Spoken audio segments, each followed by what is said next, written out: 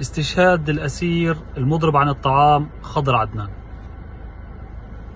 يمكن الكلمة الأكثر شيء بتوصف هذه الحالة كلمة خذلناك. خذلناك يا خضر عدنان، خذلناك كفلسطينيين، خذلناك كمجتمع فلسطيني، كأسرى محررين، خذلناك. ما في ميدان من ميادين فلسطين إلا وتواجد فيه خضر عدنان. ما في أسير مضرب عن الطعام إلا وتضامن معه خضر عدنان.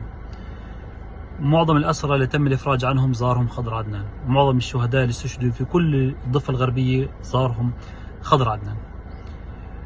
خذلناك خضر عدنان. لكن كمان في رسالة واضحة باستشهاد خضر عدنان. رسالة الأولى من الحكومة الصهيونية المتطرفة اللي تعمدت اغتيال خضر عدنان بهذه الطريقة حتى ترسل رسالة للأسرى الفلسطينيين إنه هذا مصير الأسرى أو الأسير المضرب عن الطعام.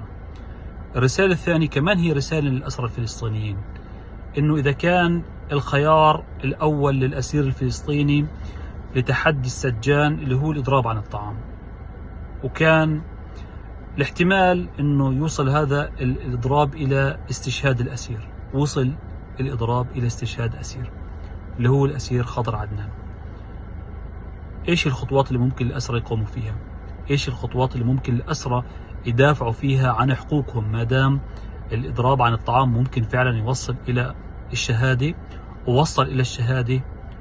ويمكن تكون الرسالة الأهم ماذا بعد استشهاد خضر عدنان؟ إذا كان في صمت وسكوت عن هذا الاستشهاد بيعطي مبرر وضوء أخضر للاحتلال إنه يتمادى أكثر بعدوانه على الأسرى الفلسطينيين. ماذا بعد استشهاد خضر